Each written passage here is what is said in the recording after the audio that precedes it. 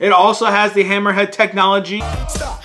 Hammer time. In this video, we're going to take a first look at the new TaylorMade M3 and M4 drivers. Let's go putts around. Hit the ball!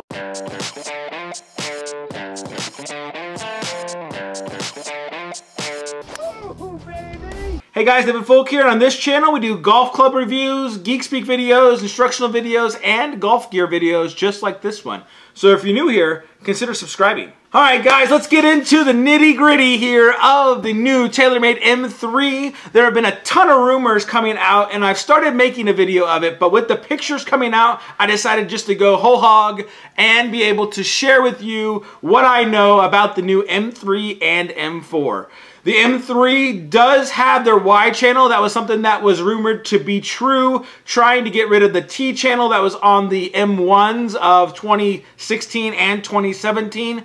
And the idea is to help promote more MOI, more forgiveness of the club. And really, guys, that's going to be the theme of this year, I think, for the drivers. It's going to be more MOI, more forgiveness for you. Really, what I saw with the last two generations of the M1 was a lack of people buying it. You know, working in the golf store, I fit more people for the M2 than the M1. It just was not performing well for the average golfer. And you can look on the tour, there are more people playing the M2 than there are playing the M1. So what I think TaylorMade's trying to do is recognize that the M1 is not necessarily suited for the mass consumer or even some of the tour pros. I think TaylorMade, with this generation of the M3, they're trying to create a market where they have customization, total customization, like they tried with the M1, but producing more MOI, which I actually really like. I think that that's very wise for them to try and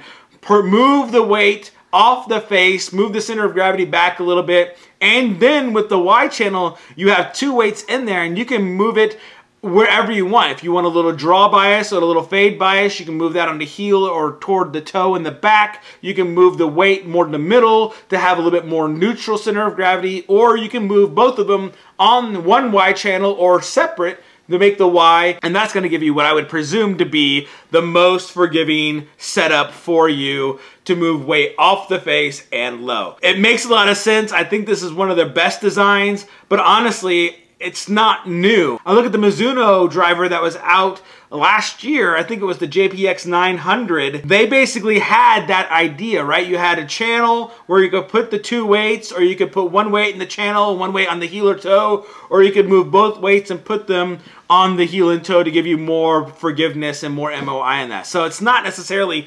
revolutionary, and maybe the Mizuno driver is something you want to go actually check out if you're interested in the M3. M3 also has their Hammerhead technology. Stop. Hammer time. Which there are tons of rumors swirling around there. Based on what I found and talking with industry professionals, it most likely has something to do with keeping the crown and the sole a little bit more together to allow the face to flex without losing energy with the crown and sole flexing. Similar to the jailbreak technology, but we'll have to see if those rumors are true and what TaylorMade comes out with their marketing machine to be able to say, here's what they're doing with the Hammerhead technology. Stop. Hammer time. Honestly, you know there's going to be a ton of people coming out and saying, hey, Hammerhead technology, I bet it's like this.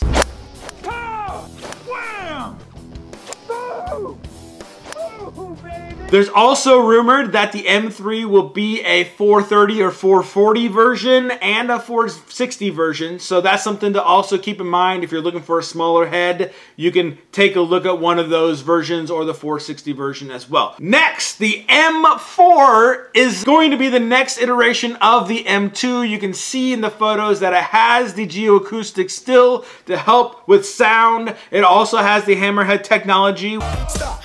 Hammer time. Which, why not watch it again?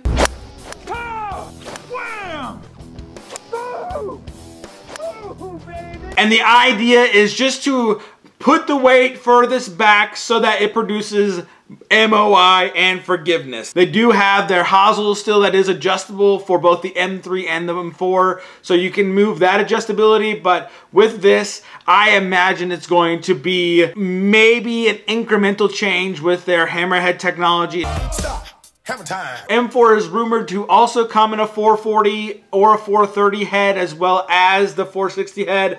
But we'll see about that. I'm not necessarily convinced that that's actually going to happen. Finally, let's talk about the colors of both of them. The silver on top with the carbon fiber back. On the crown, it's gonna be interesting to see how many people like that. This SLDR didn't necessarily do super great. A lot of people went with the dark gray or more of a white crown. They didn't like the silver as much. So it will be interesting to see how that comes out and looks. I like the color scheme. It looks like an M3 badge color, so you have that kind of red, blue mixed in with the black that looks really sporty and really sharp. I think it looks really cool on the bottom. The crown, it kind of could go either way with me. I'm sure they're going to come out with a white version, and I'm sure they're going to come out with a black version if it seems to go well. So we'll see how that works out. My best guess is they're going to keep the same price range as well. It's going to be $500 for the M3, $400 for the M4. So guys, let me know what you guys think of the driver, of the color scheme. Which one would you more likely lean toward? Would it be the M3 or the M4? Based on what you've seen, based on what you've tried in the past. I look forward to hearing those comments down below. If you guys have any questions, go ahead, post those comments down below. I try to get to everybody's comments and questions, so it'll be fun having this conversation. While you're down there, guys, go ahead, hit that subscribe button. Give us a thumbs up because YouTube likes that. I appreciate you guys taking the time to watch this. I look forward to what's coming out and hearing your comments. So I hope you have a great Christmas. Happy New Year. Thanks for watching, and we'll chat with you next time. Stop. Hammer time.